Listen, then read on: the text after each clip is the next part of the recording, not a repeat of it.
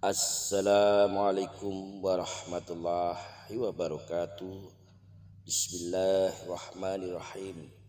Sahabat yang budiman, sahabat MK Kopi, sahabat Ngopi Roso, sahabat jalan lurus, tiba kini saatnya kita kembali pada kisah 25 Nabi dan Rasul.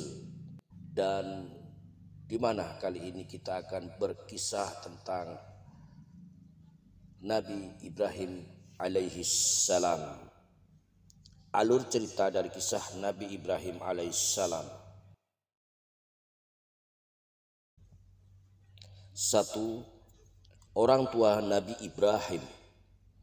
Dinukil dari buku karya Syekh Muhammad bin Ahmad bin Ilyas tahun 1448 hingga 1522 berjudul Kisah Penciptaan dan Tokoh-tokoh Sepanjang Zaman, menyebutkan bahwa Zar merupakan pamannya, sedangkan untuk ibunya bernama Layutza, yakni seorang wanita yang menyembunyikan keimanannya. Ceritanya terdiri dari beberapa versi. Menurut salah satu sumber, Nabi Ibrahim dilahirkan di sebuah kampung bernama Barzak, tepatnya terletak di daerah Damaskus, yakni sebuah gua yang sangat terkenal. Dikatakan apabila berdoa di dalamnya, maka semua pengharapannya akan dikabulkan. 2. Kelahiran Nabi Ibrahim alaihissalam. Sebelum kelahiran Nabi Ibrahim, para ahli nujum memberitahukan kepada Raja Namrud bahwa pada tahun 1889 hingga 1556 Masehi akan lahir seorang anak laki-laki yang akan membinasakannya kelak. Oleh sebab itu, ia memerintahkan prajurit-prajurit untuk mencarinya supaya yang diramalkan tidak menjadi kenyataan.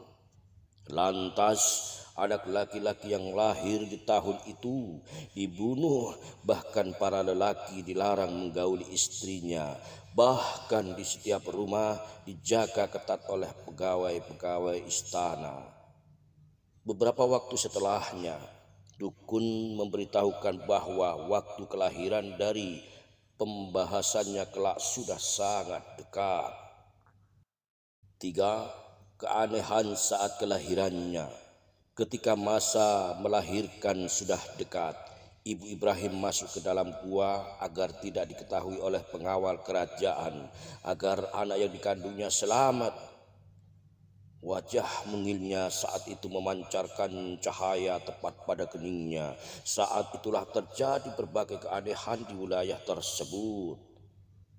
Berhala yang mulanya kokoh berdiri tiba-tiba berjatuhan.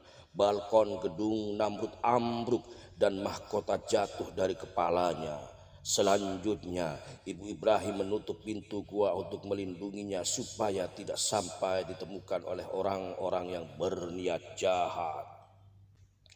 4. Kehidupan Ibrahim setelah dilahirkan.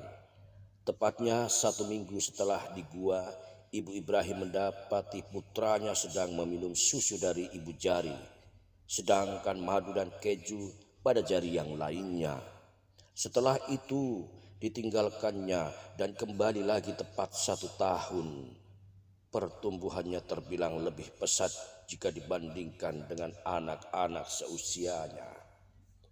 Setiap bulannya Ibrahim tumbuh layaknya anak berusia 1 tahun. Ketika keluar dari gua, ditaksir usianya layaknya anak tersebut berusia 12 tahun. Saat itu Ibrahim kecil sedang mencari Tuhannya dengan menafakuri kejadian besar seperti matahari terbit, gunung, laut, dan sebagainya. 5. Proses perjalanannya mencari Tuhan. Sesaat setelah keluarnya dari gua, Ibrahim berusaha mencari Tuhannya dengan berbagai cara. Hal ini diabadikan dalam Al-Quran yang terdapat pada beberapa surah khusus. Tujuannya adalah sebagai rekam jejak dan pelajaran bagi manusia agar mengetahui seberapa besar kekuasaan Allah Subhanahu wa Ta'ala. Hanya saja saat pencariannya, Ibrahim menemukan fakta bahwa yang ia anggap besar tidak bertahan lama, dan pada saat itu muncul anggapan jika ada lebih berkuasa. Dalam Al-Quran disebutkan, sesungguhnya jika Tuhan tidak memberikan petunjuk, maka aku termasuk orang yang sesat. 6. Awal mula dakwah Nabi Ibrahim. Semasa remaja, Ibrahim sering bertanya kepada ayahnya mengenai Tuhan yang sesungguhnya. Pada saat itu ia menyadari kesia-siaan adanya patung.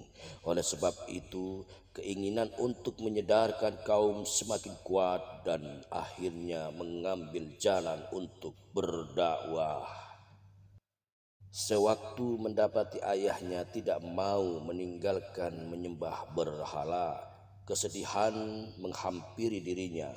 Meski sudah mengingatkan secara berulang-ulang, namun ternyata pendiriannya sangat kokoh. Sampai pada akhirnya Allah memberikan hukuman untuk orang-orang kafir. 7. Ibrahim memperingatkan kaumnya.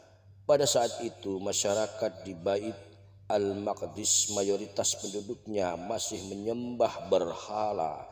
Namun kenyataan pahit harus diterimanya bahwa pembuat patung berhala adalah ayahnya sendiri.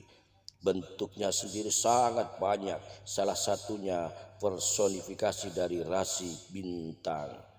Dalam berdakwah ada banyak halangan dan rintangan yang harus dihadapinya, termasuk menerima berbagai penolakan dari kaumnya sendiri hingga tetap menyembah patung. Mereka menganggap bahwa kepercayaan turun-temurun lebih kuat daripada ajaran Nabi Ibrahim alaihissalam. 8.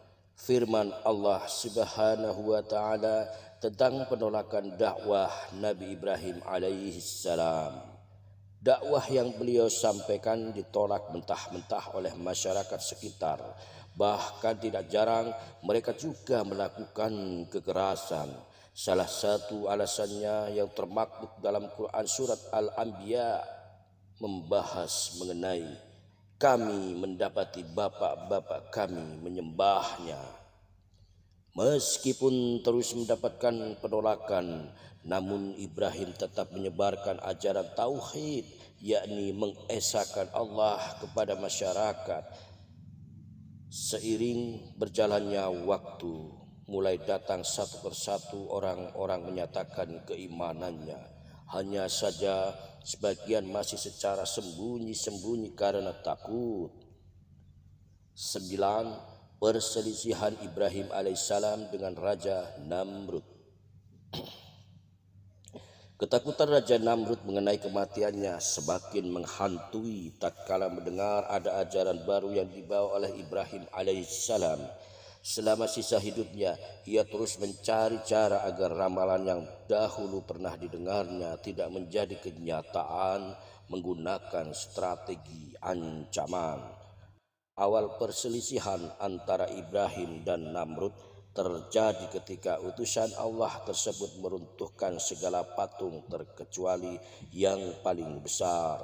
Hal ini dijelaskan dalam Quran surat Al-Anbiya yang intinya terkait jawaban atas pertanyaan kaumnya jika ajaran tauhid itu benar adanya dan dia dapat membuktikannya.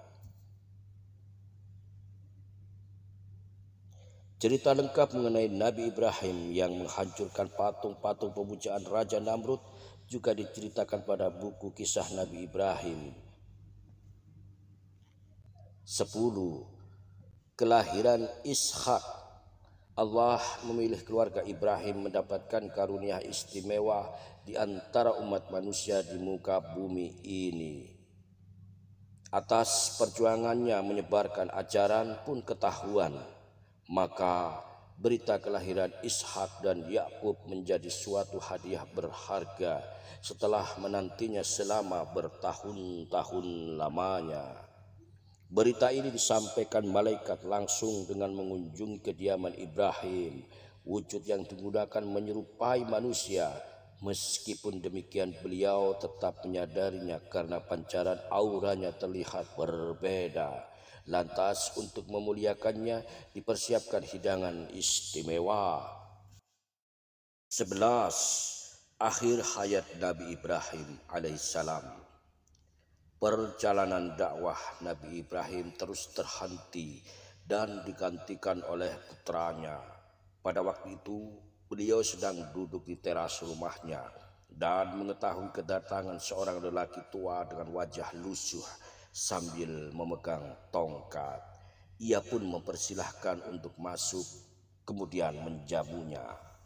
Tanpa disangka lelaki tua itu adalah malaikat Israel.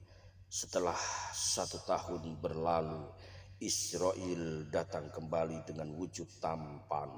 Namun sempat terjadi tawar-menawar ketika akan mencabut nyawa Nabi Ibrahim alaihissalam.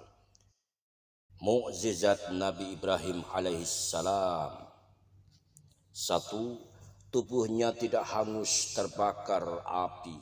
Keberanian Nabi Ibrahim menentang Namrud membuat raja itu murka karena selain takut ramalan di masa lalunya terwujud, juga pengikutnya semakin berkurang.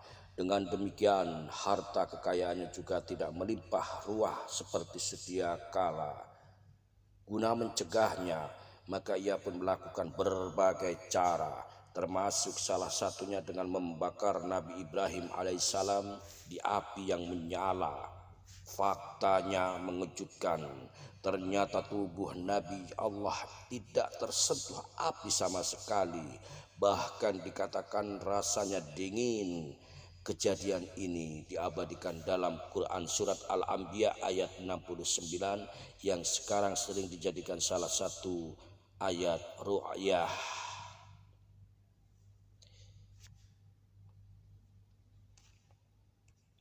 2. Dapat mengeluarkan madu dari jarinya. Saat masih kecil, Ibrahim ditinggal oleh ibunya di dalam gua sendirian karena menghindari terjadinya pertumpahan darah. Ibunya pun mengunjungi tidak sering, namun anehnya dari jari putranya dapat mengeluarkan madu, sedangkan bagian lainnya terdapat keju, sehingga nutrisi tetap terpenuhi. Meski terlihat kekurangan asupan, Nabi Ibrahim kecil dapat tumbuh lebih pesat jika dibandingkan dengan anak usia sebayanya. Bahkan ketika keluar gua, usianya sudah terlihat layaknya 12 tahun.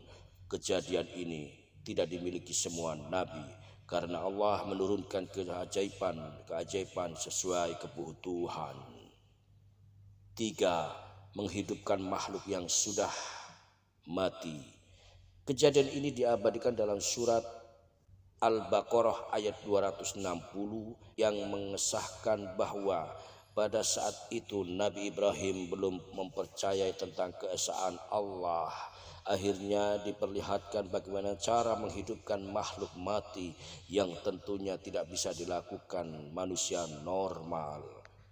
Dalam Quran Surat Al-Baqarah diceritakan bahwa Allah memerintahkan Ibrahim untuk mencincang tubuh burung, kemudian meletakkan di atas bukit. Selanjutnya beliau harus memanggilnya dan kejadian ajaib berlangsung. Makhluk tersebut hidup kembali sehingga dapat terbang menghampirinya. 4. Mengubah pasir menjadi makanan. Mukjizat sendiri merupakan kejadian luar biasa yang diberikan kepada Nabi dan Rasul Allah. Oleh sebab itu, Hal itu ada banyak hal yang tidak mungkin bisa terjadi, termasuk mengubah pasir menjadi makanan. Awal mula kejadiannya saat Ibrahim mendatangi Namrud untuk mendapatkan makanan, namun harapannya ternyata putus karena tetap teguh dengan pendiriannya. Maka ditanyakan siapa Tuhannya. Kejadian ajaib dimulai saat ia membawa pasir dari Namrud pulang ke rumah. Keesokan harinya isi kantongnya penuh dengan bahan makanan dan masakan berupa sayuran dan daging. 5. Keluar susu dari ibu jarinya. Masih berkenaan dengan cerita mengenai kelahiran, meski tinggal di gua sendirian yang sepi dan jauh dari kampung, namun ternyata Allah Subhanahu wa taala melindunginya. Pada saat ibunya menjenguk, ternyata Ibrahim kecil sedang menghisap susu dari ibu jarinya, sehingga kebutuhan makanan pun terpenuhi. Anehnya lagi, bagian wajahnya terlihat bercahaya, tepatnya di kening. Saat itulah ibunya mulai berpikir betapa spesial putranya. Kemuliaan yang Allah berikan tentu khusus untuk hambanya yang nantinya akan menyebar luaskan ajaran mengenai keesaan. 6. Orang pertama yang membangun Ka'bah. Salah satu keajaiban dunia yang terdapat di Mekah yaitu Ka'bah. Sampai saat ini masih ramai dikunjungi oleh umat muslim di seluruh dunia. Pembangunan pertamanya terjadi pada masa Nabi Ibrahim. Prosesnya mendapatkan bimbingan langsung dari Allah Subhanahu wa taala dengan desain menakjubkan. Pada awalnya Allah Subhanahu wa taala memerintahkan untuk membangun rumah untuknya. Kemudian mengutus awan menanyakan kepada Ibrahim alaihissalam apakah tugasnya sudah dilaksanakan. Setelah mendapatkan jawaban, Allah Subhanahu wa taala segera mendatangkan pondasi. Lalu beliau serta putranya meninggikan bangunan tersebut.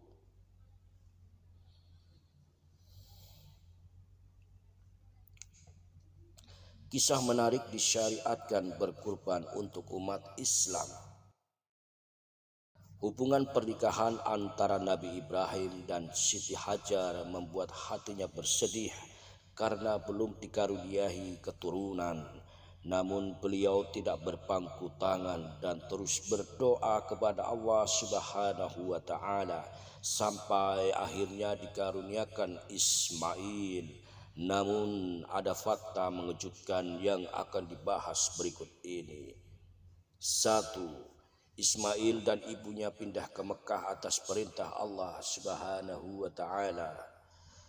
Selang beberapa waktu setelah melahirkan Ismail, Allah Subhanahu wa taala memerintahkan Ibrahim untuk memindahkan istri dan putranya ke kota Makkah. Ternyata terdapat rahasia di baliknya, yakni tempat tujuannya adalah lokasi di mana Ka'bah nantinya akan berdiri kokoh. Dahulu kota Makkah merupakan sebuah wilayah dengan panas yang terik dan tanah yang tandus. Hanya saja kenyataan pahit harus diterimanya bahwa beliau harus ditinggalkan bersama putranya oleh Ibrahim. Keyakinan kepada Allah Subhanahu wa taala yang membuat mereka dapat bertahan dan memenuhi segala perintahnya. 2. Siti Hajar tidak bisa menyusui Ismail. Saat datang perintah untuk tinggal di kota Makkah, akhirnya Ismail dan ibunya diantarkan ke sebuah tempat yang tandus sampai pada akhirnya kehabisan persediaan. Siti Hajar kebingungan karena tidak bisa menyusui putranya sehingga membuatnya kebingungan. Sampai pada akhirnya Siti Hajar berlari kecil dari Bukit Safa ke Marwah sampai 7 kali. Namun ada sebuah keajaiban terjadi tepatnya pada bekas hentakan kaki Ismail keluar air. Sebab munculnya secara mendadak dan memancar, akhirnya dinamakan Zam-Zam. 3. Ismail tumbuh besar. Setelah melalui perjalanan panjang dan melewati berbagai ujian bersama kedua orang tuanya, Ismail tumbuh menjadi sosok pemuda yang begitu religius. Ketakwaannya membuatnya tidak goyah meski berbagai godaan menghampirinya silih berganti untuk mempersiapkan sebagai penerus ayahnya. Saat itulah muncul perintah yang menguji keimanan keluarga Ibrahim, yakni tiba waktunya datang perintah Allah untuk menyembelih putranya sendiri. Meski awalnya tidak yakin, namun anak dan istrinya mendukung keputusannya untuk mematuhi Allah Subhanahu wa Ta'ala, apapun hasil akhirnya nanti. 4. Mimpi Nabi Ibrahim sampai perintah menyembelih Ismail. Pada suatu waktu turun perintah untuk menyembelih putranya yang sudah didambakan sejak lama. Namun Ibrahim masih ragu apakah mimpinya turun langsung dari Allah Subhanahu wa Ta'ala atau tipu daya setan semata. Namun ternyata mimpi tersebut tidak datang satu kali, melainkan lebih dari itu. Akhirnya Nabi Ibrahim menyampaikan kepada istrinya dan syaitan mempengaruhi untuk membuat bimbang keduanya. Saat itulah Ismail mendengarnya. Seketika itu langsung menyanggupi dan meyakinkan ayahnya untuk menjalankan perintah dari Allah Subhanahu wa Ta'ala, sebab percayalah bahwa Allah ingin yang terbaik.